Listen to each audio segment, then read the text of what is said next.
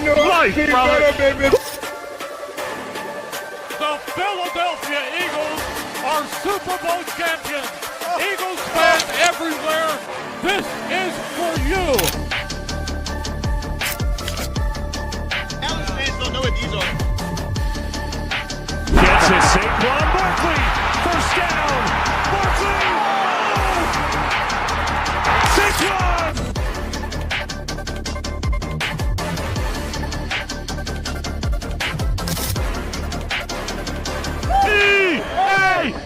E-A-G-L-E-S-E. Go Birds, baby! Yo, welcome back to the Under the Wing podcast. This week was a terrible one. So we got, a few guests hopping on, a few regulars, might know some of their names. So we're starting this one up. We're going to have a lot of fun here and hopefully get you to forget about whatever the heck happened on Sunday, even though we're most likely going to be talking about that a lot. We also are going to speak about the Black Friday game and the blackout game. The Eagles have announced that they're going to be wearing all black with the black helmets as well. So definitely excited to see how that's going to go. But other than that, Joe, where are we going next with this, Joseph? All right. So, welcome back. Like he said, Under the Wing podcast. Episode 14. Very, very excited for this one. Going to get into a lot. We're going to start off talking about some Week 12 review. For us Eagles fans, it was a rough week, but for some other fans, it was an even rougher week. Week 13, it's upon us. It starts in 2 days. Happy Thanksgiving to everybody out there, and boy, are we getting some good football on Thanksgiving. We're going to talk about that. We're actually going to go over some all-time Thanksgiving performances because it's Thanksgiving without football. Exactly. Like the title said. Thankful for football. But without further ado, our first guest is already here. Mr. Moose himself. Oh, Moose, my. how are we doing tonight, brother? Never had a bad day in my life, brother. Hey, I Every day's a good day when you're alive. Yes, it is. Yes, sir. it is. Fun fact, today I hit... Sydney Dawkins taking over. Oh, this my week. gosh, chaos, Chris. Don't get Dennis started. Fun fact, today I beat a personal record for consecutive days lived. Well, that's a good thing, man. Keep it going. Here we Lord go. willing. Right? Charles had a So- Super Bowl on Sunday. How about them Cowgirls? No. So the question I got is, what's everybody want to talk about? What's everybody want to talk about? Well, let's kick it off. Let's get right into it. There's a lot to talk about. Let's talk about Week 12. And before we get to the Birds, let's cover a couple other games because there was other games on Sunday. So we'll get to those first. The very first one I want to talk about is the Thursday night football game. And if you're a Bills fan, sucks to be you. Because did the Texans defense put on a clinic or what? 8 sacks, 2 interceptions of Josh Allen. If Jalen Hurts had a game like that, we'd be booing him out of Philadelphia. So I don't ever want to hear Josh Allen in MVP conversations for the rest of the year. He has shown time and time again this year when the moment gets big that he can't handle it. And it is starting to become a common theme that the Bills crumble in the biggest moments. And don't look now, but the Texans still have some life. Look, I said something about the Bills being frauds, okay? And they come off of that terrible Jaguars week, okay? And now they're going head-to-head with the Texans thinking, this is when we're going to get our click back. This is when we're going to show everybody that Moose, your Bengals buddy is watching. your Bengal. We actually have. All right, Rabbit. Hey, that's E-Rabbit. And just a little plug. We're starting something. We're on TikTok right now. NDT. Tomorrow night. 7 o'clock tomorrow night. But So Bills came out there and they really wanted to show, what they had rocking, and they showed us that I was right. I don't think that they are a contender anymore. So they've certainly fallen from the top, haven't they? yes, they have. Definitely. So let's think about what's going on with Josh Allen, the golden boy that people like to put up there in the rankings. Let's just think about that for a minute. Well, I mean, to be fair, with his injury of Dalton Kincaid and don't they have another wide receiver injured? some other. They I just- believe so. I don't want to. The Bills just like Not- ever since they got rid of Stephon Diggs, they haven't even had receivers. Like it's Not really. Leo Shakir and Keon Coleman. Like they're not really serviceable. Like number one receivers.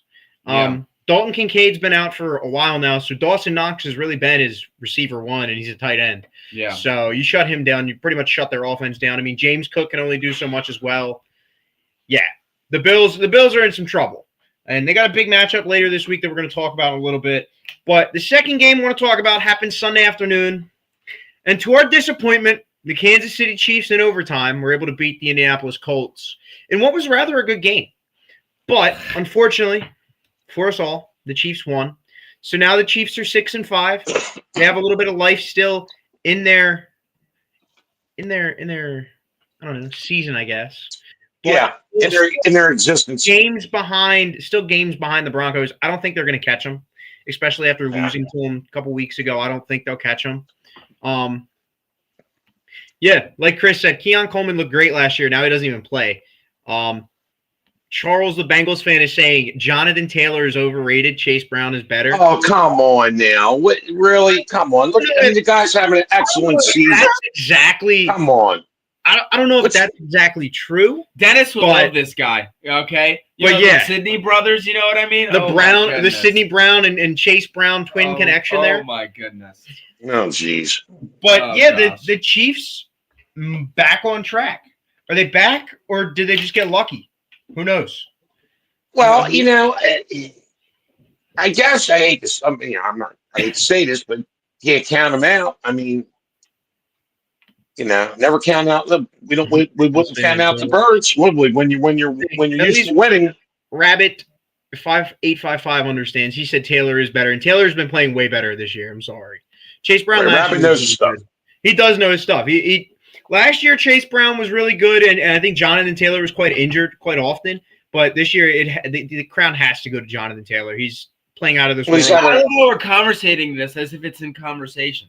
I know. Charles, that there is no conceivable way. Even with hurt JT, it's not there. You know what? James says that AJ Brown is a bum. Wow. Okay, we'll get to the AJ Brown stuff in a little bit. Well, I bet you, if he's such a bum, I bet you $100 million that this guy, if he was traded to this guy's team, he'd say, "Oh, we'll take him." Yeah. I wanted to say that. I was about to say this actually. So, Chris, you stole my thought. But Jonathan Taylor is definitely on pace to have a better year than Saquon did last year. And as Eagles fans, it sucks so bad. It sucks so bad because Saquon just had a record year last year, and it looks like Jonathan Taylor's just going to come in and blow it out of the water. Yeah. But yeah, well, here's the flip. It's an MVP here's the flip side. year. Here's the flip side, though. The next year, don't expect Jonathan Taylor to be all that because it does take a toll on running backs when they're doing this. I mean, it is. Yeah. And give Rabbit a follow too. Everybody make sure you give Rabbit a follow. Look at Saquon Barkley. 2,000-yard season. Now this season he's a little choppy. You got Derrick Henry who balled out last season, almost 2,000 yards. He had like 1,900. This year he's a little rocky. So JT, he's gonna boom this season, and next year he's not gonna. He's not gonna be as productive. Here's the thing. Productive. They better try to make some noise in the playoffs because he's not going to be as productive next year, according to history. Yeah. Remember Daniel Jones? I don't trust that guy in the playoffs. I'm just saying. You see Giants, Daniel Jones. Daniel Jones definitely kind of cracks under pressure. I mean, he looked pretty solid against the Chiefs.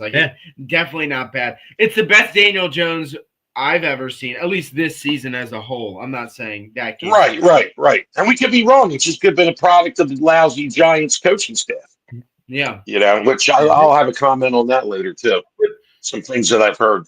Moving on to a team that actually did best Daniel Jones earlier this year, the Rams. And the Rams played an outstanding game Sunday night. 34-7 over the Bucs. I mean, I know Baker Mayfield got injured at the end of the second quarter, but it was already 31-0. So what's going on with Tampa? What do you think's happening there?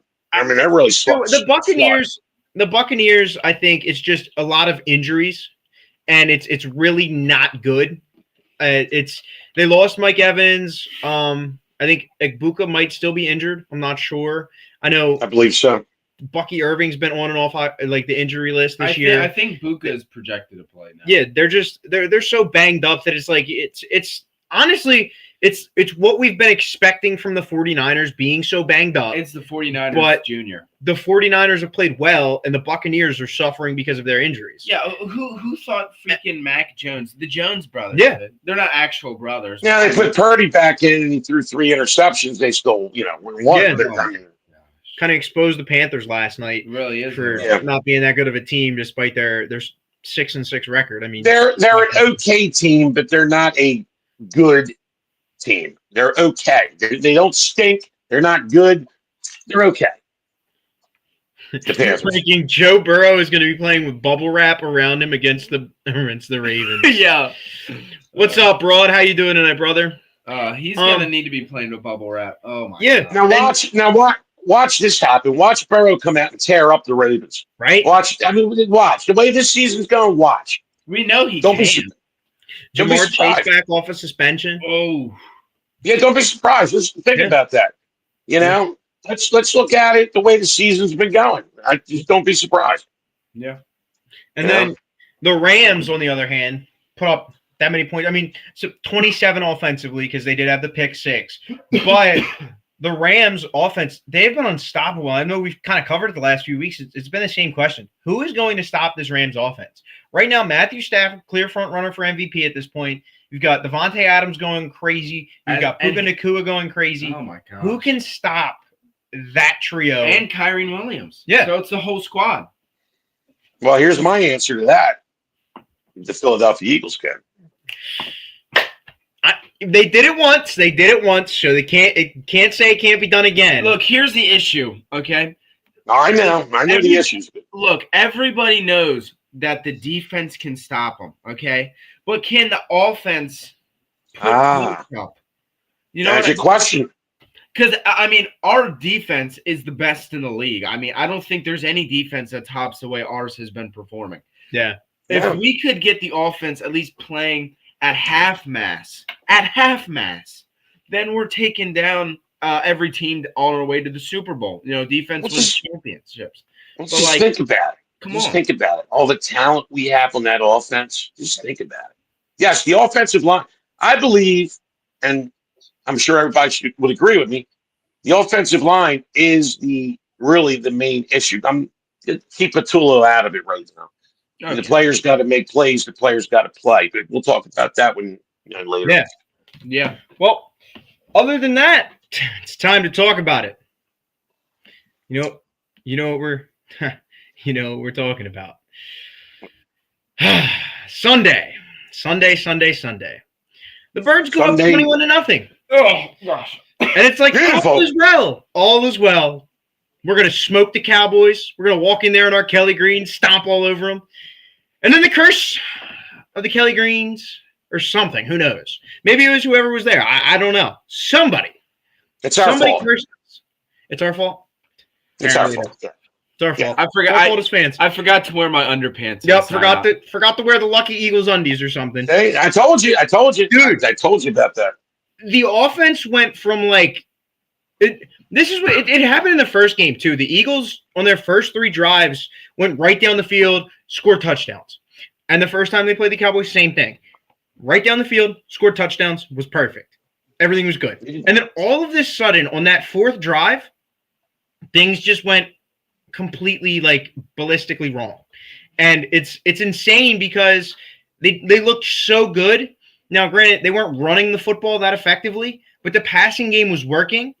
And then all of a sudden, it's been mentioned over and over again this week so far is the Cowboys went the 5-man front, stopped the run game, forced Jalen to throw, and there was adding pressure on top of it. And the Eagles receivers, I don't know why, but they've just struggled to get open this year. And it's really, really hurting them, especially in this game. They're struggling to get open, so Jalen has nowhere to go with the football. And when he has nowhere to go with the football, he sits there and he holds it and dances around and does nothing all day. And it's like, yeah. But the other part is you can't win football games when you have 14 penalties.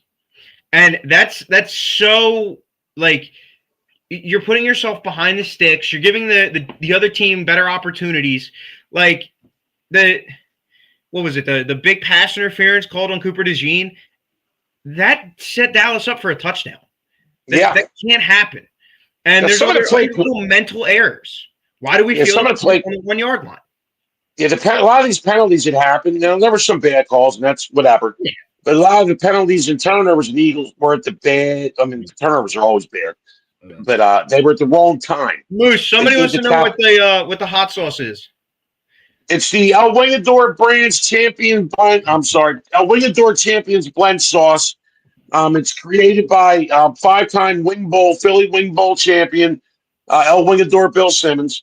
It was tested in the lab. It's great. It's awesome. If you want a bottle, go to elwingador.com. It's I'm telling you, it goes on everything. It has a special, unique taste. It enhances whatever you put it on. And like I said, it was created in a lab.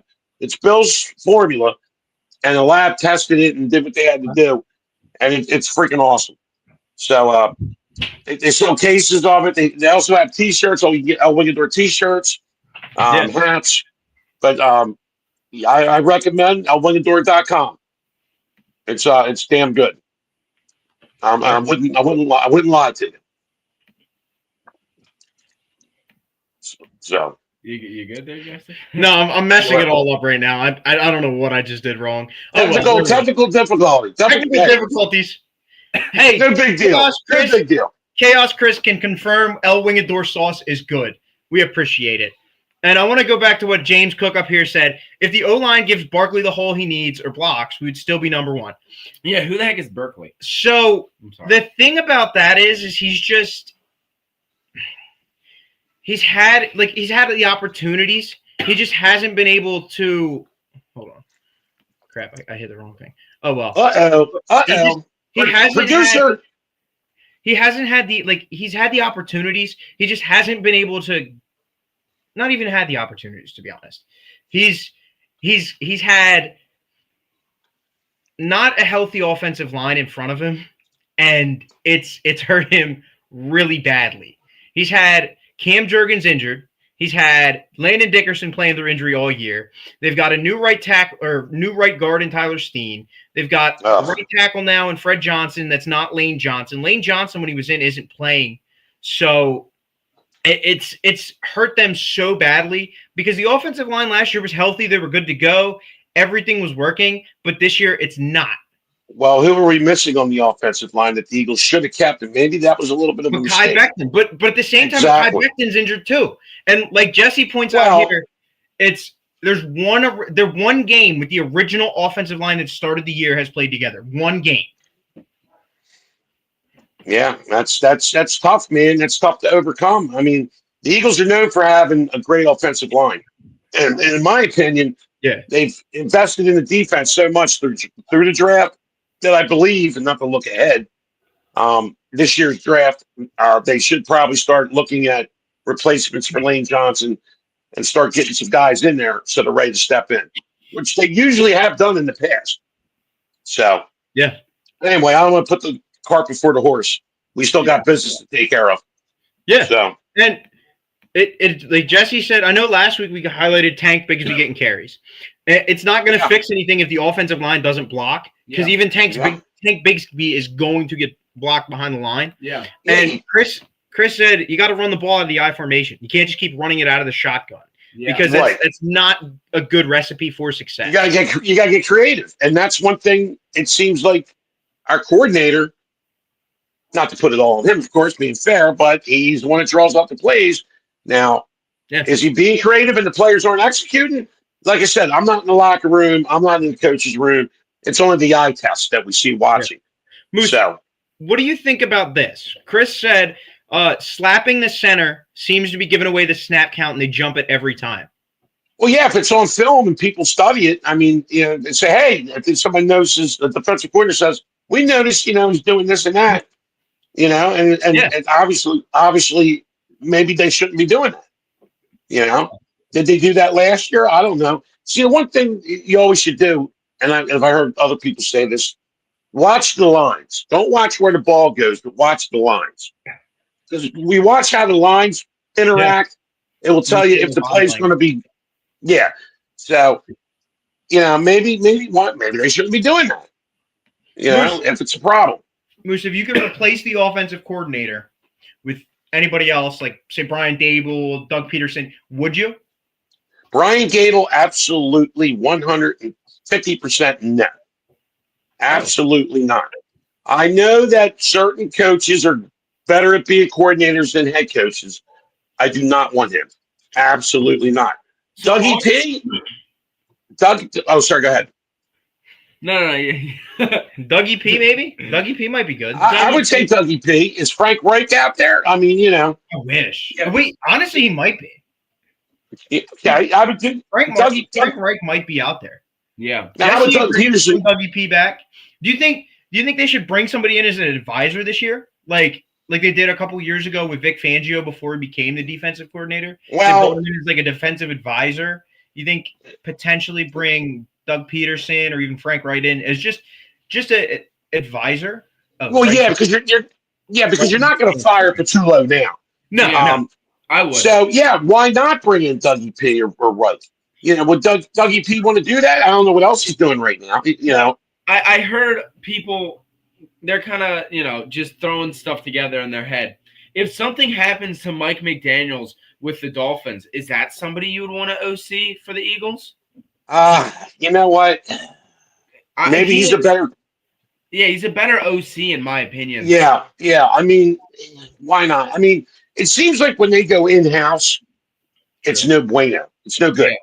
Yeah. It seems like when Cullen Moore, they went out and got him from out. They're using that Nick Sirianni play style. Yeah, and it's very conservative. Well, here's what's funny about this. People say Nick needs to start making the calls. If you go back a little bit, Nick was doing the play calling, and it sucked. And Shane Steichen, I believe he was the OC then, started taking over because Nick at the time won that final set. So I believe it was Shane Steichen was our OC, and he pushed everything. He started doing 100, and that's when the offense turned it around. All right. So, Nick Sirianni, I don't believe is, he's a great head coach because he knows how to manage the team, but let the play call and go to a guy. Yeah, he's not the answer. Unless he's improved over the years. I don't know. Yeah. Well, moving on. Let's get to week 13. We already kind of mentioned it. Thanksgiving this weekend. And that's the first game I want to talk about. It's a rematch of last year's first Thanksgiving game. The Lions hosting the Packers again. Interesting. So, from my perspective here at least, the Lions, their last few games have not looked like the Lions. And I know their secondary's banged up. I know you could say 2 weeks ago in Philly it was windy. They're a dome team. Like, whatever. You're going to have to play outside the playoffs at this point because your record is atrocious. But is this a game that the Packers, we already saw the Packers beat them once this year. Can the Packers sweep the season series? Or is it going to be a game where Detroit comes out, the stadium's loud, they feed off of it, and they kind of dismantle the Packers, take back hold of the NFC North? Because, like it or not, if the Eagles win on Sunday, or if the Eagles win on Friday, then they'll have the same record as the Bears. And I believe they have the tiebreaker over the Bears. So they would be back in first place in their division. So the Lions kind of control their own fate, but so do the Packers, because the Packers are also 7-3-1. So if the Packers were to win, that tie, I'm telling you. That tie is going to help them. That tie will help them. Well, I always look at the ties biting in the ass because I've seen it happen. But that's my opinion. Yeah. I've just seen it happen before. So it could bite them in the rear, but when they have as few losses as they do right now, it's helping them, because if I believe it was earlier in the season, they were like 5-2. It was like 5-2 or like 4-2, and then the Bears were, or the Lions were like 4-3 or something to where like they had like more wins or less wins, but because they had less losses, they were ahead. or something. Right. I could be wrong, but like I remember seeing something along those lines to where the tie actually helped them be ahead. And I just never liked that. Yeah, I just think the tie. Yeah, it could help them at the end of the year, could hurt them. Who knows? But the second game on Thanksgiving that we're going to talk about, the last one, we'll address the last one really quickly. Ravens Bengals. I believe the Ravens are just going to smoke them, but I really wasn't going to talk about that. But the I'll be honest with you. About the biggest game. Here, let Moose. Real quick. I'll be honest with you. Let's see what happens. It's been one of them years, and Joe Burrow might come out there, and I don't know. Let's wait and see. Let's not underestimate the way this season's going. Let's just see what happens. I think it's going to be a lot more interesting than you know. Yes, they are. They're actually in the top of I think they're leading their division right now. Who is the Ravens? What did we just say about your Bengals? I think they're going to lose. I'm sorry, Charles. Not really, but I think they're going to lose. Well, the Moose stinks. The Moose says, just hold on a minute. Let's see. Bring it on, Charles. Bring it on. You know, I mean, just, you know, I'm take a look at it. Maybe Joe Burrow comes out and lights them up.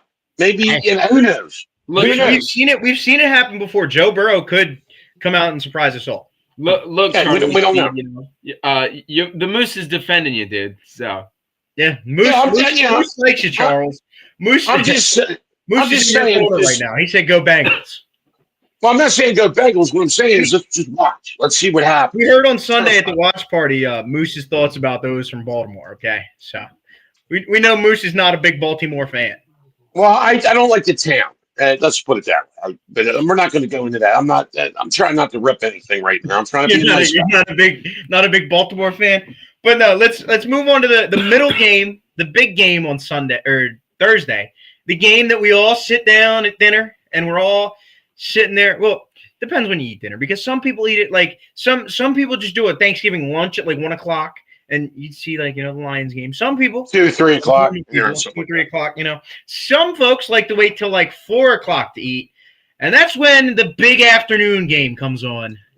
Oh yeah, the Dallas Cowgirl game. And coming off their little 5-1 parade on Monday. Off their Super Bowl win this last weekend over the Eagles. About the 5-1 parade. This game here is just going to be. It's not even a hate watch game. It's more of like a. It's for me. Do I really have to pick one of these teams to root for? On one hand, you got the Cowboys, and then the other hand, you got the Chiefs. Okay. I'll be full Chiefs mode. I'll be my wife's uncle. He's a Chiefs fan, and I'll be down there, eating dinner at her sister's house, and he'll be there. So I guess I'll be rooting for the Chiefs with him. Look, it's unbearable, and I hate it. But go Chiefs, I guess. Go Patrick Mahomes. Okay, look in the word. No. Look in the words. We're not rooting for the Cowboys. Look in the words. No either. Hey, go ahead. No. Ravens ready to run the table and crap on the goofy Eagles. You know what, Matt? Okay. Whoa. What bunch of nonsense! This moron doesn't know what he's talking about. Okay. The Ravens are 1-5. Do you actually think they're going to go all the way to the Super Bowl? I mean, give me a break, people. Quit thinking with your fucking down here and think with your brain, okay? I mean, Jesus. I mean, yeah, it's ridiculous. I mean, look, I understand your think with your brain. Ravens ain't going to match up with the Eagles. So he really does hate the Ravens, dude. He does. I mean, I didn't say I hate the Ravens. It's a proven fact. I don't dislike the Ravens. I don't like the city of Baltimore. Okay? I don't you're getting me real close to start ripping it and tell you why I don't like the city of Baltimore. But anyway, I'm not going to do that. It's an armpit between Philly and DC, and DC ain't much to write home about either. Okay? Yeah. Oh my. But anyway, the bottom line is that's great. They're fans of the team. Their team sucked at the beginning of the season. They were 1-5, and now they've won a bunch of games. Okay, so they're excited. They have every right to be excited. So good for them. Hey, getting Lamar back was a big boost. Well, yeah, sure. But the problem with him is, and I'm not being mean, so I know Baltimore's sensitive. You know, They're opposite of us. They're kind of woo hoo hoo with their little pom poms out, and if you rip them, they kind of cuddle up. Oh, you're talking bad about us. The bottom line is Lamar, and I compare him to Hurts with the mentality. He tends to fold up and start getting frustrated and doing dumb shit. Excuse my French. So, yeah, I mean, Chris wants to hear the hate. Chris wants to hear the hate about Baltimore. I'm not gonna. Where's Chris from? Does he say where he's from? Chaos Chris. That's on the Chaos. show. Okay, I'm sorry, Chaos. He wants to hear Chaos. Okay, sorry, Chaos. I can't see the comments. That's what he does. So Chaos Chris is trying to get the Moose to come out and he's trying to get the city of Baltimore. Okay, here's the problem with the city of Baltimore. First of all, tell us, Moose. I wouldn't get a cheesesteak there if you paid me to eat it. Number one, I've seen people from Baltimore put freaking lettuce and mayonnaise on their fucking cheese. Oh, I mean, sorry, the freaking cheese. You got to hit that dumb button on their cheesesteak. Moose is speaking French, guys. Speaking French, I mean, who puts mayonnaise and lettuce on their friggin' cheesesteak? Okay, number one. Number two, what else am I going to get there? I can only eat so many crabs. Okay, crab cakes. Yeah, I feel like the dude, Bubba, what's his name? Bubba from Forrest Gump. You know, shrimp kebab, shrimp dip, blah, blah, blah, blah, blah. A billion ways to have a crab. Okay? I don't know. Something about them. God bless you. God bless you, Baltimore. You know, I mean, but, you know, I was at their stadium the first time I went to their stadium. It was almost, I saw Notre Dame and Navy play there. The only time I was in that stadium. They play there again this year. Well, I'll if I get a chance to go, I'll go see ND. You know, I'm fighting Irish guy, Notre Dame. But I wasn't impressed with that stadium. And it was before the link was built. We still had the vet. So maybe I'm OG and I was used to the rugged, nasty, hardcore vet. You know what I mean? And so, I mean, really, Raven Stadium's kind of almost, well, nothing's like the link. I mean, come on. But I just didn't, I thought it was a dump. I really didn't like it. And their fans are just too nuts. They're just too nuts, you know? But I'm friends with a lot of people, and I get on their things, and all due respect. We got on that one on Sunday, that Baltimore Ravens TikTok Live. That was pretty fun. I since have jumped on there again, and I tell them, look, it's just an app, dude. We're just busting your balls. But that's what I mean. If they're going to get upset about it, that's what proves my point. That proves my point. Come to Philly, dude. You can pretty much tell anybody to laugh off and they laugh at each other. You know what I mean? And especially if they get the cheesesteak order wrong. You know, there's a fight breaking out because somebody put the wrong cheese on it. You know? So, I don't know. Yeah, it's dumb shit like that. But at the end of the day, God bless them. Bad fans are not just in Baltimore. Yeah, that's true. Bad fans are not just in Baltimore. We got some crazy ones here. Speaking of crazy fans, we got another crazy fan that just joined our live. Mr. Dalton Holland himself. How you doing tonight, Dalton? The CEO of this whole wackiness we call 302 Got the wing door sauce too. Look at it. Yes, well. You're pretty damn good, isn't it? Yo, Moose, you know what this is? Champions blend, brother. You know that's right, man. Hey, and champions, hold on for a minute. And remember, let's not forget this. Champions, no champions, okay? Only champions have championship stuff. So, and like I said, obligador.com. If you ever go to seriously on some chicken at home, it is some pretty good sauce, actually. I won't lie. Oh yeah, it's damn good. If you're ever seeing a Sixers or Flyers game, look up in the rafters. You'll see Wingador Simmons banner hanging from the ceiling for the Wing Bowl Hall of Fame with all the championships from the Flyers and the Sixers and all the other great retired athletes that we have had in Philadelphia. And there's a lot of them. So there we go. But anyway, to Baltimore, I'm going to drop that subject. Yeah. But I love you, Baltimore. The Moose loves you. We love you. There's a couple other games we want to go over. Get back to the Birds. What happened we wanted to go over? What happened to the Dallas? The Dallas and KC. Let Joey get to it. It's his show. Okay, I can't hear that good. Yeah, so we got a big AFC matchup. The Bills go to Pittsburgh this week. Oh. So we just saw how the Bills' offensive line struggled against the Texans. They play another really, really good defensive line in Pittsburgh. Pittsburgh has shown that up against the biggest, best teams, like the Colts, they can show up, they can play, they can ball out. Do you think the Bills stumble again this week and the Steelers kind of regain their traction, take back hold of the AFC North? Or do you think the Bills figure it out, Josh Allen pulls some magic out of his hat, and the Bills continue and win the game? And kind of, they're not going to win their division, I'll say it now, because I think the Patriots are too far ahead. But the Bills need to stay alive in playoff contention. So where's that game at again? It's in Pittsburgh. That's. What are your thoughts, Moose? I don't know, man. Pittsburgh's, it's like I said, it's hard to tell this year with stuff, man. I can say one thing and it goes totally the other way. They're at Pittsburgh. Pittsburgh, they're Pittsburgh. I mean, They always seem like they make the playoffs. I'm trying to think when the last time it was that they weren't in a playoff game. Help me out there. I mean, I'm not sure on the exact year of that. I mean, when did they? I mean, as far as I can remember, they were always some way somehow in the playoffs. Whether they get bounced in the first round or divisional, somehow they're in there. So I would go with the Steelers on that. Yeah, I think the Bills have lost some kind of mojo or something. And quarterbacks, kickers, goalies, pitchers, once they get something in their head, it seems like it becomes very mental.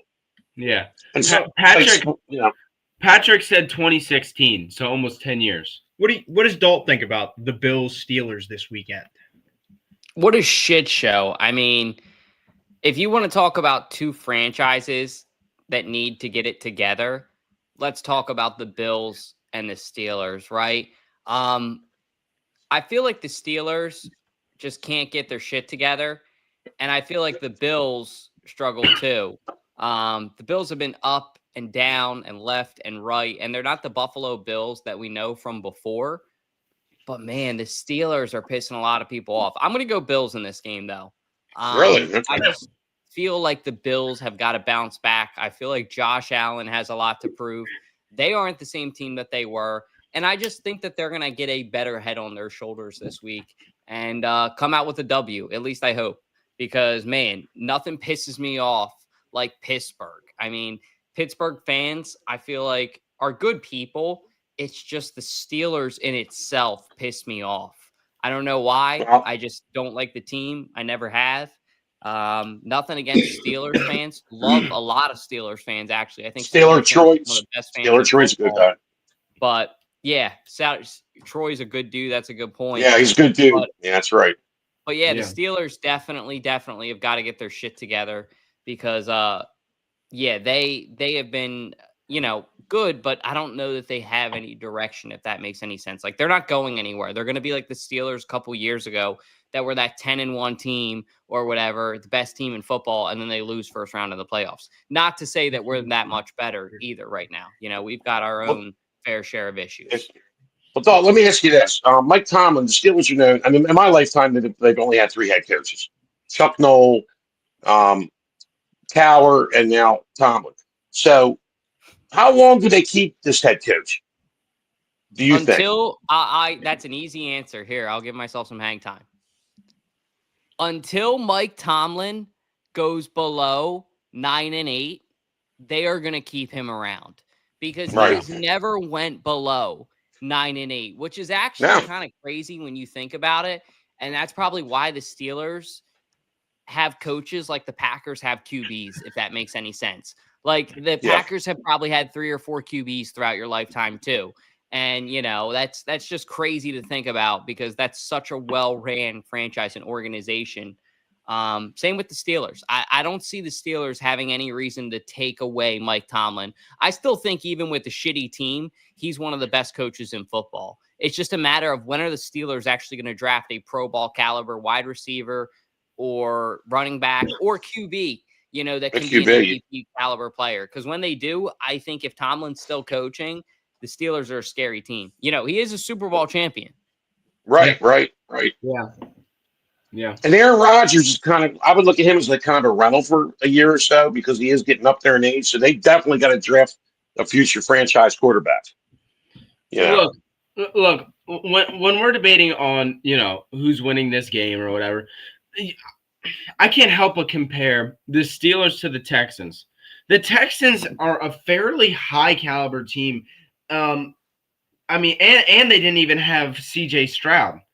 So when you lose to the Texans, they didn't have CJ Stroud around, but even then, the Texans are a pretty powerful team. Do you think they got good defense? I know, but can you compare them to the Steelers in that fact? I think they're gonna wake up. They lost 19-23 to the Texans, even though their QB was hurt. They still looked good. And he looked good. I think that the Bills are going to win this one. Might not be by much, but I think they're finally going to wake up. You can't lose to the Jags, then lose to the Texans running a backup quarterback, and then not prepare for the Steelers. Hey, they're a better team than the Pittsburgh Steelers. Well, the money's too bad though. Me too, Chris. Me too. Yeah, the money says you would think that Buffalo would win because they've lost what they've done the last couple of weeks. So you would think Buffalo should be a playoff team. They should be a division. Well, the Patriots are doing what they're doing, but Josh Allen, right? Supposed to be elite. So you would think Buffalo should win this game, but we'll see. Yeah. Well, talking about the Texans, Moon just brought them up. They actually play the Colts this week, and what could be not a turning point, but like a big step in the right direction for them because they're 6-5. The Colts are 8-3. If they win, it puts them a game within them. And I believe they play them again before the end of the year. I'll have to double check that. But we saw last week the Colts defense has it in, or not the Colts defense. We have Texans defense. Texans defense has it in them to step up when the moment's big. And there is no bigger game than this one right now. Like the Colts coming off a loss, yes, they've responded well all year, but I think the Texans can actually really give them a run for their money and potentially start the downfall. Well, not start the downfall. We'll say the Chiefs did because technically the Chiefs were their first loss if they go on a losing streak. But they could continue with the downfall of the Colts. And if they can shut down Jonathan Taylor and make Daniel Jones try and win it himself, I just really don't see Daniel Jones winning by himself. If they can force Josh Allen into 2 interceptions, Josh Allen's a way better player than Daniel Jones. Daniel Jones is going to get feasted upon. 8 sacks on Josh Allen. I can't believe what I don't even know. Daniel Jones is just going to get absolutely shellacked. But I would love this. Hear what you guys think. What do you think? The Colts victorious, or you think the Texans are going to be able to make the stand and get closer within that division race? Boy, that's like I said, it's been a weird year, man. It has. It's hard to call these things. It really is. I say Colts. They're the better football team. They got the better running back. They are their record. See, at this point in the season, you are what your record says you are, no matter what. Yeah. So I say the Colts win that game. Yeah, I gotta agree with you. I don't have anything to really back it up other than the fact that betting against the Colts has been the biggest mistake so far the entire season. The Colts have surprised us every single week, it seems. So I can't go against them because when I go against them, they're gonna surprise me again. Right. Yeah. I'll go ahead. So I'm going to say Colts too. I think Moose just hit the nail on the head that your record is what you are at this point in the season. You can't change that. It is what it is. And I just want to address some of the comments. So Charles Chanel and Nafam, I have no clue what you guys are talking about. So if you guys could just stop talking about that in the comments or take your argument somewhere else, if you guys want to get a room somewhere else, that would be hilarious. They're going to be smooching together in a room. Moose. What are they saying? I can't see it. What are they saying? They're just insulting each other. They're going back and forth with each other. But I think I know who these people are in my head, but I don't want to assume anything either because that's wrong. Yeah.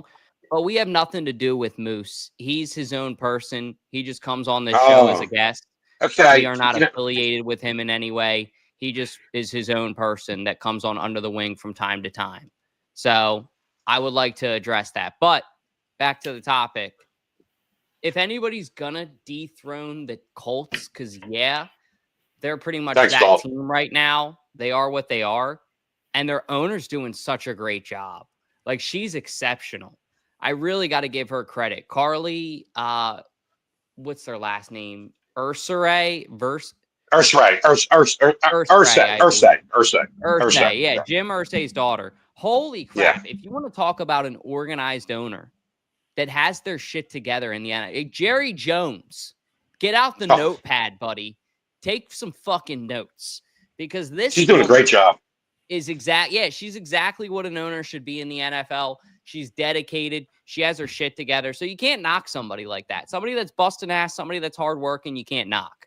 And their record shows for it. The Colts' biggest uphill battle, and the only reason I doubt them is their QB. I feel like they don't have a QB that I'm like, yep, that guy can carry them in the playoffs. At least yet. Could they get a QB like that? 100%. But until they do so, I'm not convinced. Yeah, I agree with you. But since you brought up records saying they are what they are, or the team is what they are, there's a team in Philadelphia that has an 8-3 record. And they welcome in a team that also has an 8-3 record. The Eagles and the Bears on Black Friday. Eagles blackout, hence black jerseys. And if you're going to the game, we'll give you the PSA. Wear your black jersey. Let's make it like a Penn State. If all you Penn Stater fans that are Eagles fans, you do your little whiteout thing, whatever. But you could do the black out at the Eagles game for Black Friday. It's going to be awesome. It's going to be great. Let's make Caleb Williams so uncomfortable. I think intimidate him. Yeah, I think it would be great. But as far as this game's concerned, I'm really concerned just because the Eagles have shown. Thanks, Chris. You're gonna wear your Kelly green. All right. Well, he does everything opposite anyway, right? He wouldn't be him if he didn't do that. We're gonna say the Eagles are gonna win, and Chris is gonna say they'll lose. So, typical Chris. But psychology. Yeah, and most of the time it works, and most of the time it does work. But I'm kind of concerned because the Eagles are they're not playing good football right now, and we already touched on the banged up offensive line. The Bears' defensive line isn't the worst in football; they're pretty decent. That could be somewhat of a struggle, and we saw the 5-man front in Dallas was completely decimating us, stopped our whole run game last week. And if this game comes down to like throwing the ball all game, as much as I love Jalen Hurts and as much as I'm going to say he's an elite quarterback, they're not going to be able to get it done. So we've got to figure it out quick. We got to figure out. I mentioned this on the 302 Birds Eagles post game. The other thing is you've got to be disciplined. You've got to be more disciplined at the bottom line is more disciplined. If you're not, you're going to lose the game yourself. Like it's not going to be anything the Bears do. It's going to be completely on the Eagles. If you go out there and you commit 10 or more penalties, you're going to lose the game. And the stupid bonehead decisions like Gibson, we've had trouble with our returners all year, and it's kind of an underlying issue because of all the other issues. Gibson, if you're in the position to field a punt and you are anywhere inside of the 20-yard line, just let it bounce. Let it bounce. Because at the end of the day, if it bounces and you get tagged, it gets tagged down at the 5, I would rather have that than you fumbling the football at the 5-yard line. And Sidney Brown, while I'm at it, I'm going to address it. Dude, you're aggressive and we love it. But there's a Cowboys fan in here.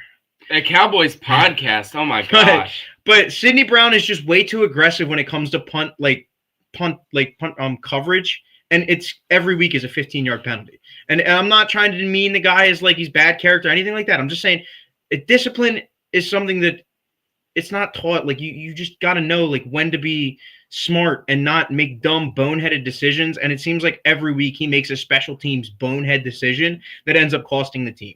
So we got to get the discipline figured out. We got to be better offensively, special teams, defense. You gave up 24 points last week. I can't even be mad. You gave up what?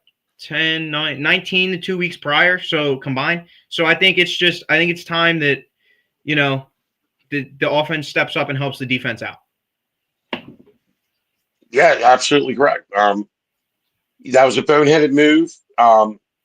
They like they said, the Eagles shot themselves in the foot a lot. So it's not like the Cowboys blew us out. We were ahead. I mean, and second half hit, and it was a tale of two cities. We shot ourselves in the foot. Dumb penalties, dumb mistakes. So got to clean that stuff up, man. We got to straighten this up. Or my worst nightmare is we'll be playing golf with the Cowboys in January in Punta Cana at Jerry's Golf Resort. So and we don't want that. We're better than that. We're better than them. And so I'm glad the Cowboys fans are happy and good for them. Okay, I'm over that. That's behind us. Good for them. We got to focus on the Chicago Bears, and we got to go out and win. And I'm at a point where I don't give a crap if we win by 3 points. I want W's. Yeah, that's it. It's the bottom line. Dalt, how about you? How are you feeling about Friday afternoon's game? I am nervous. I don't like a Friday afternoon game. Bears are a tough team. I think that this game is going to be closer than a lot of Eagles fans would like to admit, but I do see the Eagles coming out on top and winning. Like I don't see this team lose back to back, but I do think that this could be a close game. Like the Bears and the Eagles always put good games together, double doink, hence, you know what I mean? So I think that the Eagles will still come out on top, but I think that this is going to be an entertaining game.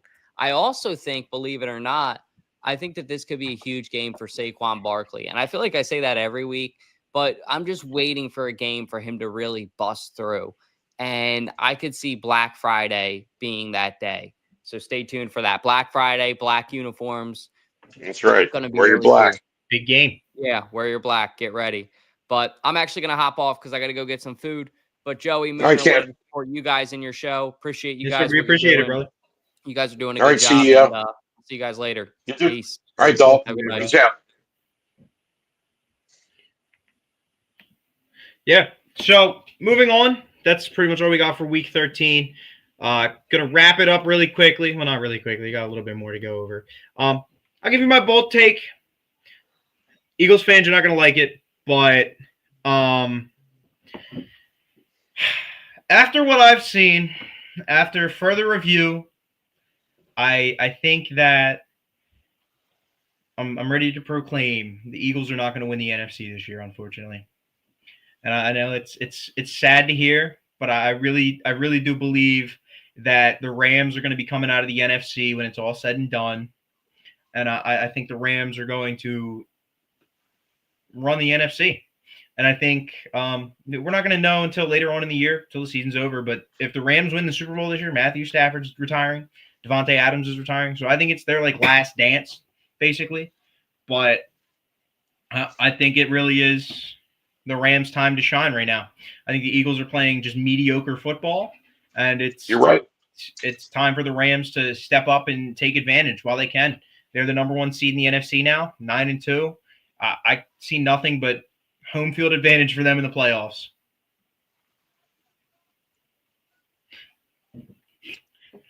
But let's get into something lighter.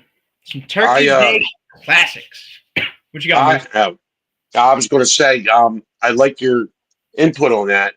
You're speaking football, not from a fan point of view. So I'm not mad at you. You're keeping it real, and that's why you got to be credible when you do this stuff. You got to keep it real. You got to put the fan on the side. Do we want to see what you said happen? Hell no. We want the person to repeat, and we have faith in that up till the fat lady sings, till the bell rings. But if you're looking at it the way you're looking at it, yeah, I agree with you 110%, man, because this offense can't sustain a deep playoff run, let alone win a Super Bowl, playing like they're playing right now. That's the reality of it.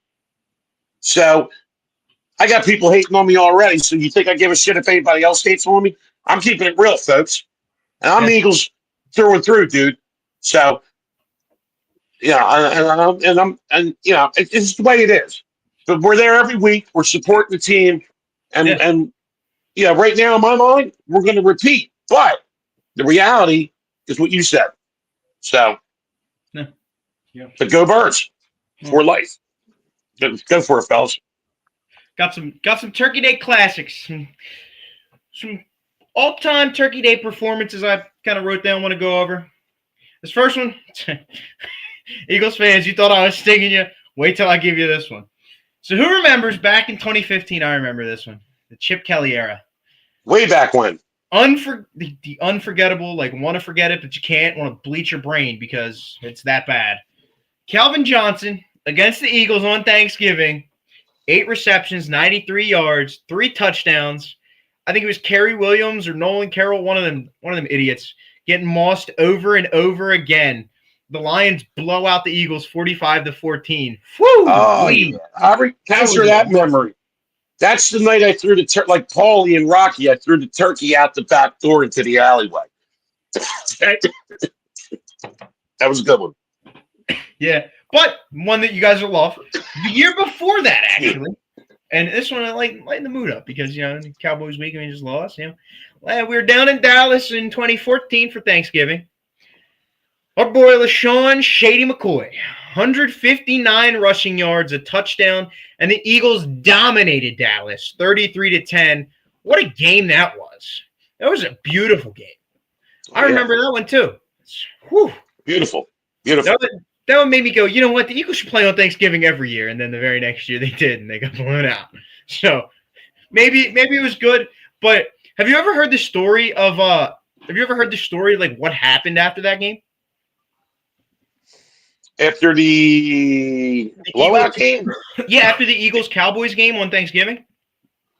Well, besides someone getting the Madden triple turkey legs, I don't know. So allegedly, the story goes, I think I read it in a book somewhere. So the story is Merrill Reese on the plane went up to Chip Kelly, or either on the plane or like in the hallway or something, went up to Chip Kelly and was like, great game, bro. And Chip Kelly basically stiffed him, like, just, whatever, bro. And just kept on moving. And that was the downfall. After that, Chip Kelly's teams just imploded. Chip Kelly. Was it because Chip Kelly stiffed our guy Merrill Reese? Well, in reality, no. But the bottom line is Chip Kelly was a jerk. The football gods were angry with him. Well, yeah, you don't disrespect the GOAT Merrill Reese. Exactly. I mean, that's bottom line. So I hate to say it, but paid the price for that one. Yeah, I think he sucks as an NFL type coach anyway.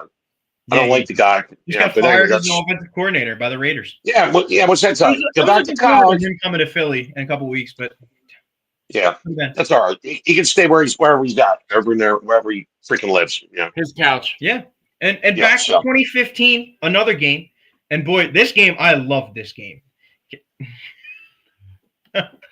Joey, can we see the fresh cut? Actually, it's not that fresh. I got it a little while back. Actually. That's quite odd. It's like about a couple weeks old. I mean, but anyway, I got a haircut today. Yeah, Mooner just got a haircut today. Fresh cut today. Do me a favor. Give me a minute. I got to step aside. We'll be right back. Okay. All right.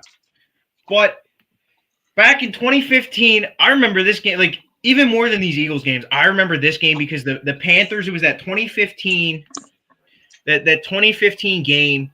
They were in them like bright blue uniforms in Dallas. And I remember is Luke Kuechly picking off Tony Romo two times that game. I think it was 3 almost. No. It was Kirk Coleman, the former Eagle, that picked him off. But it was 2 times from Luke Kuechly, and that's another big player. He had 7 tackles, 2 interceptions, ran one back to the house, and the Panthers won 33-14. Blew the Cowboys' doors off. That was the 15-1 year of the Panthers. The Panthers looked so amazing. Haven't seen the glory since. But boy, can I tell you, the Carolina Panthers that day looked like an unstoppable force. That defense looked so amazing. It was crazy. And I just can't fathom what happened. But that was enjoyable as an Eagles fan. Loved watching it.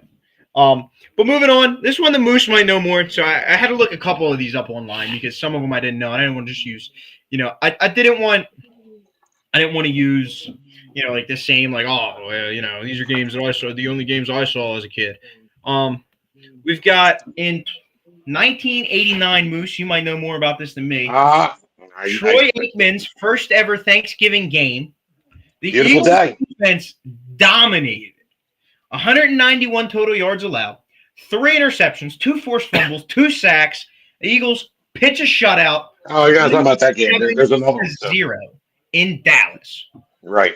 Now, I think that's when Reggie White got the first. I know he got the first ever Madden chicken leg or turkey leg. I'm sorry. Oh, the turducken? Yeah, because John Madden had the turkey. Yeah, I think that's when they started doing the awarding of the turkey leg. I know Reggie White. I want to think it's Reggie White. I'm pretty sure that's when that happened. Yeah. So, and the reason why I was doing this is I thought you were going to talk about another Dallas the Eagles whooping they put on Dallas. We lose track of them at this point, really. I think. Are you referring to the Buddy Ryan, Jimmy Johnson feud? Well, when I get like this, right? Yeah. That's 10, 11. Somebody got sacked 11 times. Oh, wow. I believe that was Thanksgiving. I got a couple others. It might have been. I honestly, pre really pre 2000. I'm not good on my Eagles knowledge. Like, I mean, he wasn't born then, so. But yeah, I'm not great. Yeah. I was a young lad back then. Yeah, so. Back in his prime, the Moose was. Oh yeah, he's in his prime. I don't know what you're talking about. Good times. Couple more. Just quickly to go over. 2016, the Antonio Brown and the Steelers marched into Indianapolis, blew out the Colts 28-7. Antonio Brown's had 91 yards and 3 touchdowns. Randy Moss in 1998 versus the Cowboys, the 3 catches, 168 yards, 3 touchdown games. Woo! Smoking them boys. That is a disgusting act. Yeah, that's a beautiful stat line. If fantasy football, it might have been around back then. I like I said, I wasn't born, so I don't know. Oh, but if you had Randy Moss, I know you had a great Thanksgiving. But Tom Brady in 2010 lit up the Lions, 341 passing yards and 4 touchdowns, smoked them 45-24. Wow, that was that 17-0 year. And then Barry Sanders in 1997 against the Bears, 167 rush yards, 3 touchdowns. The Lions put an absolute clinic on, 55-20 against the Bears. Shoo-wee. So I bring all that to say, if you had to say just quickly, and I know who Charles in the comments will say, if there's one player this week on Thursday, they could have a huge game. Who do you think it'd be? I'll let you go first, Moose. Who do you think is going to have the biggest game this Thursday and get that turkey leg? Okay, well, so I'm guessing Madden, or not, oh God, I'm saying Madden.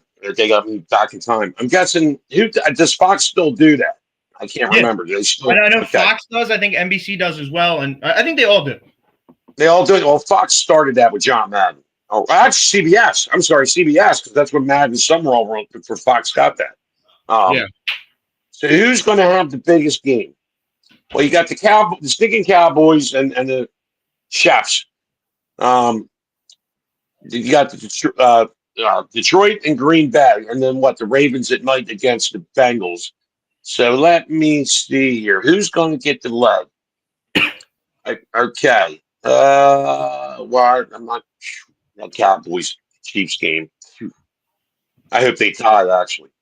That would be the best scenario for us. It's a good question. How about I go with this? And Bengals fans, you're going to love the Moose right now.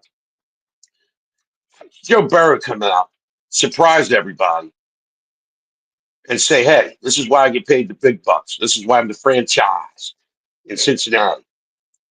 I'll go with Joe Burrow. I'm telling you, I see something happening here. The way the season's been, he has something to prove, man. People have been bad-mouthing him, saying he gets hurt all the time. They overpay him. I'm going to go with Joe Burrow, buddy. I'm going to say he's going to have a decent game and pull it out. Yeah, Joe Burrow is a good one. What do you got, Mooney or Mooner?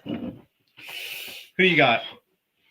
That's Burrow is a good one. I'm trying to I'm trying to think of somebody aside from him because that's a really good hot take. Because no matter who it is, it's gonna be a hot take. You know what I mean? Like I wouldn't be surprised if you have some like some like underdog to take the cake. You know what I mean? Maybe a little bit of that. What's his name? Maybe we see like a wide receiver number 2 in there. You know what I mean? Right. I'm trying to think of the dude's name. I mean, it's lost me completely. But I'm trying. What team are you thinking? I think I'm thinking the Lions here. Brown? No, number 2. Number 2. Jameson player number 2. No. Yeah. Jameson Williams. Maybe a surprise attack from Jameson Williams. Jameis Winston. Oh my God. Jameson Williams. Yeah, Jameson Williams. I'm sorry. Not Winston. Yeah. No. Jameis Winston's gonna be the best wide receiver. No. Yeah. Right. No, sorry. I'm a little distracted here. Jameis Williams or Jameson Williams. Yeah, I think somebody like that is gonna just show up and surprise everybody, and just have a good game for some reason and get the turkey leg. I think we're gonna have like a whole underdog thing going. But there's a lot of good picks. It could be anybody's game. Of course, Joe Burrow is probably the safest one, but I could just sit here and say, every player on every team, and then we can clip it, put it on the gram and be like, I predicted it. But who do you got, Joseph? What's your guess? Well, I'm just ticking everybody off tonight, so I'm just gonna keep going. I love it, dude. Tick them off.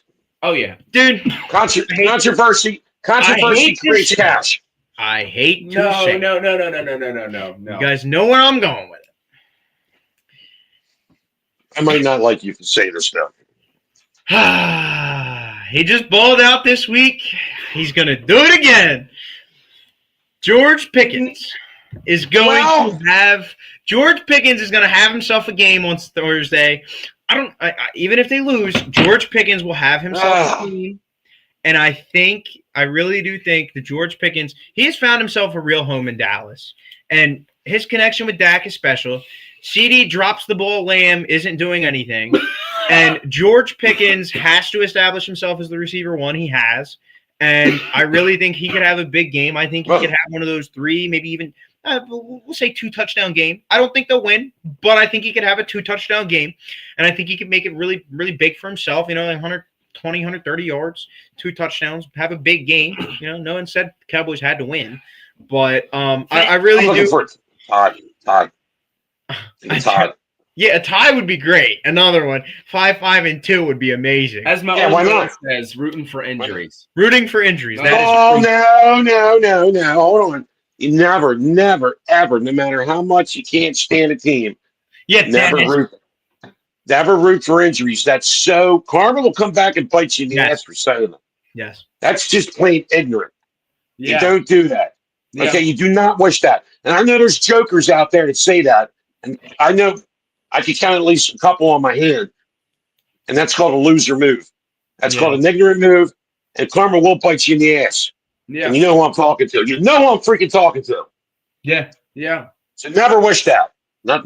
So may God have mercy on your soul for saying that. Moving on. Do you have a question for us? I do have a question for us. All right. Now, of course, this is the ending segment. We're going to end it on a nice note here. Thanksgiving week. I was hoping Dalton was going to be here around for this. But in all of your time as an Eagles fan and all that you've seen the Moose, what player or what Eagles moment, well, I wouldn't say moment because, Super Bowl, but of course, other than the Super Bowl, either of them, what Eagles moment or player are you most thankful for? Okay, I'm going to go back in the day because I was young and we used to whip up Dallas. Yes, we didn't win playoff games and yes, we didn't go to the Super Bowl. But I love Buddy Ryan, man, and I love that defense, and I love Randall Cunningham. So I'm going to do as a group the Buddy Ryan era, Philadelphia Eagles, gang green defense, the ultimate weapon, Randall Cunningham, Keith Jackson, Keith Byers, and Buddy, the Buddy boys, the Buddy backers, the Veteran Stadium. That's what got my love for this team as a young kid. And I learned, boy, I grew up learning some shit in that place, let me tell you. Stuff that's probably frowned upon today. But you know what? I will never take it back, dude. I'm thankful for winning Super Bowls. It made me appreciate these Super Bowls more than ever because we were so close so many times.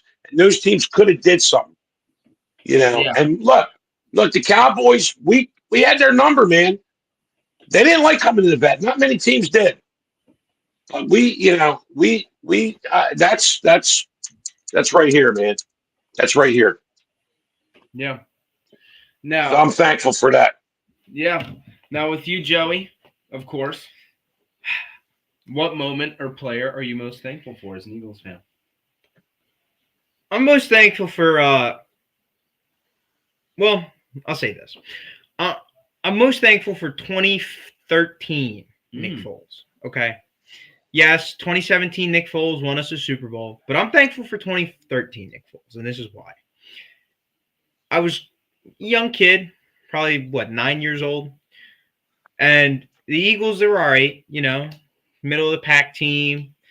Was watching game against the Giants. Nick Foles comes in because Mike Vick hurts his hamstring, and let me tell you, that guy gave me that's where the root of my Eagles fandom started.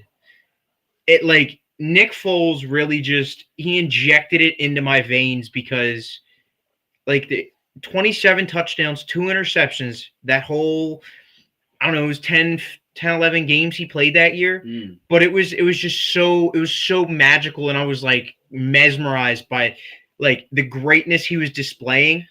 And it was just one of the best things a young fan could ever witness. Yeah. Because Nick Foles, dude, that year was awesome. The 7 touchdown game, I got an iPod for Christmas that year, and it was every background I had was a Nick Foles wallpaper. It was crazy. It was awesome because that was my first real, don't get me wrong, Brent Selleck was my guy. Brent Selleck, I will swear up and down, that was my first ever favorite Eagles player. But when Nick Foles came on the scene, shoo, dude, Nick Foles was that was the king of Philadelphia. And even before the Super Bowl run, I really believed that Chip Kelly team could have won the Super Bowl that year. I really truthfully do. The 10-6 year, yeah. Yeah, I really do think they could have. But it just didn't work out that way, and it happens. But I will say Nick Foles is probably – and then, you know, to see your favorite player come back and win a Super Bowl for your team, that was the greatest feeling in the world. To be able to watch the first Super Bowl, growing up, and it was oh, man, all I could watch Eagles Super Bowl highlights was, the Eagles and the Patriots losing in 2004, the Eagles and the Raiders losing in 80.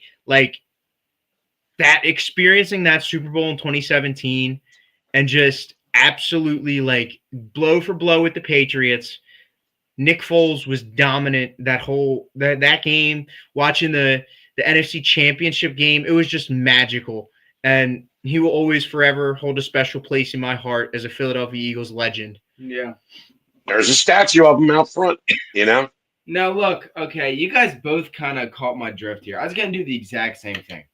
The initial falling in love with football. I never heard that story from Joseph before. And funny enough, great story.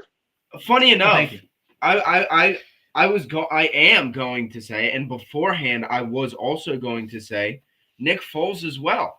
And it's funny that he said that because I'm a bit younger than Joey.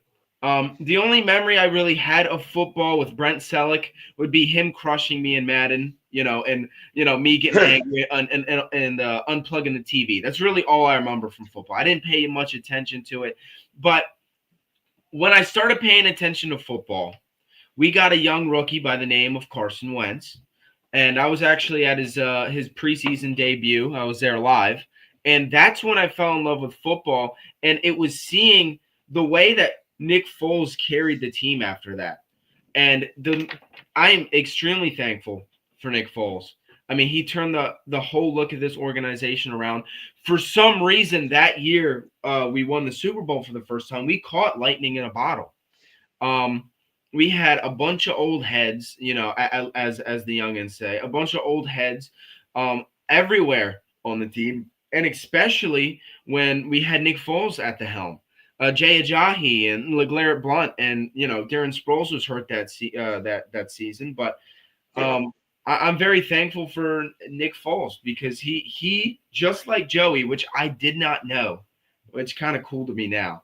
Nick Foles helped me fall in love with the game of football, him and Carson Wentz. So I'm gonna have to say the dual quarterback system that year that brought us. You guys are making me feel old, man. Jeez.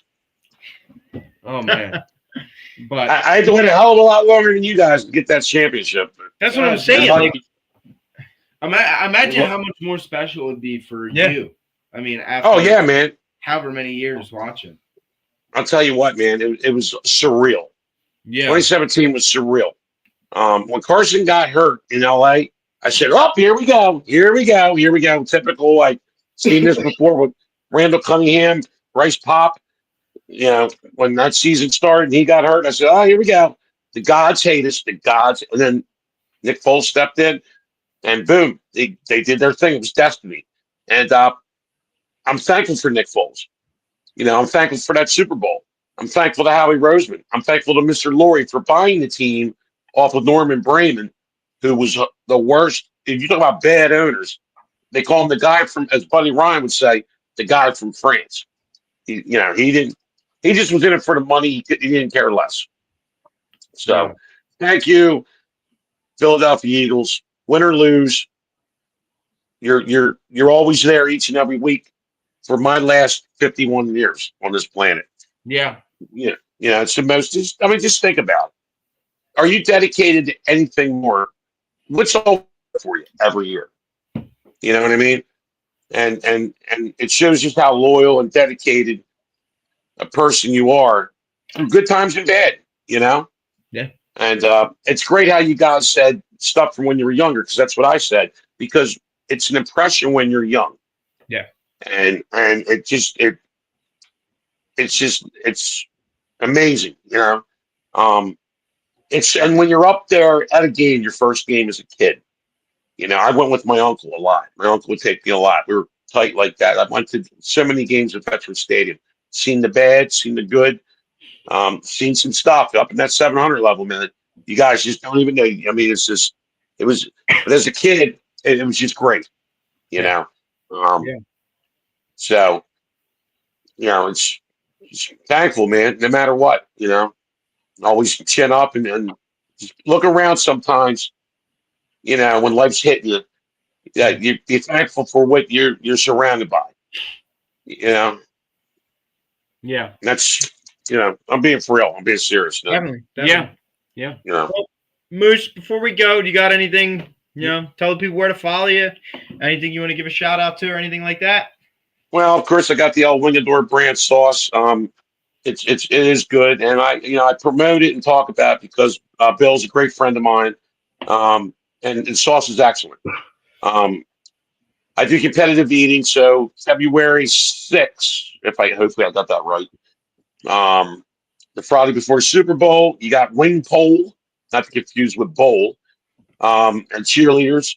Gentlemen's Club. I'll be participating in that for a second year in a row, and looking to win $3,000. So I came up short last year, Mr. Second Place, it seems like, which is better than being no place. And you can find me Moose317, TikTok, Instagram, Facebook, and then the other Facebook's Christopher the Moose Cunningham. I should get a business card, just hold it up. So. I also have a YouTube page, but I'm not really messing with that much right now. It's a lot of work, and I do have a full-time real job, unlike some people. I do have a household that I take care of, unlike some people. And you know who I'm talking about. Sorry. But, hey, real world sometimes, buddy. Yeah. And all due respect to you guys do from Dalton on down, you guys. I'm thankful for you guys. And from my family to yours, to all you guys from Dalton, KJ, you guys, the whole family. No, I'm not affiliated with you, but I'm proud to back you up and support you any way I can. Yeah, we and I appreciate you. Yeah. Yes, I really do. I really do appreciate it. The holidays are coming, so spend time with your family. And remember, football is great, but remember to focus on your family, your loved ones, and be thankful for waking up every day, having that opportunity. See, when you, and I'm sorry, I'm rambling. To live in the present, the present means the present, which means it is a gift, a present that you live in. The past, people, you got to get out of it, learn from it, prepare for the future, but live in the present and be the best you can be, and be thankful to the loved ones around you. I'm serious. Yeah. I give everybody benefit of the doubt, and I'm one of the nicest. I believe I'm one of the nicest people around. I believe in love thy neighbor, give everybody a shot. And so happy Thanksgiving from my family to all you guys and anybody that's watching. Happy Thanksgiving from the Cunninghams. And likewise, I mean, happy Thanksgiving from us as well, all of us, and happy Thanksgiving to you as well, Moose. I think that was a great way to end the show out, I think. I mean, yeah. Oh, yeah. Well, one more thing. Go Birds. Go Birds. But really quickly, of course, like we do every week, first and foremost, tomorrow night, well, first of all, thank you everybody that did tune in and watch tonight. Thank you. In a thankful mood, but we appreciate you guys each and every week. You come on, you support, you comment, and it really does mean a lot to us. We just love sharing our knowledge of football with you guys. Obviously, like we say every week, we got the 302 Birds main show. It's tomorrow night, Wednesday nights at 8. Check it out. They're doing something thankful for Thanksgiving as well. So check it out. It's bound to be a good one. It always is. And other than that, guys, like the Moose said, it's not to kind of reiterate, but be thankful for everything you have, because at the end of the day, it's nothing's promised. And that's right. It's a beautiful thing. It's a beautiful thing to wake up every day. And it's a beautiful thing that we can come on here and talk about what we love, because there's plenty of people in the world that really can't do that or can't, afford to do that or they got a lot going on, and no matter what, you're always in a situation that's better than somebody else, and you should always be thankful for that. So from us at Under the Wing and 302 Birds and the Moose, wishing everybody a happy Thanksgiving. And like we said, go Birds. Enjoy your food, enjoy your family, and enjoy some football. Go Birds. And the Cowboys. Go Birds. Yeah. Go Birds. Yes. This is for you.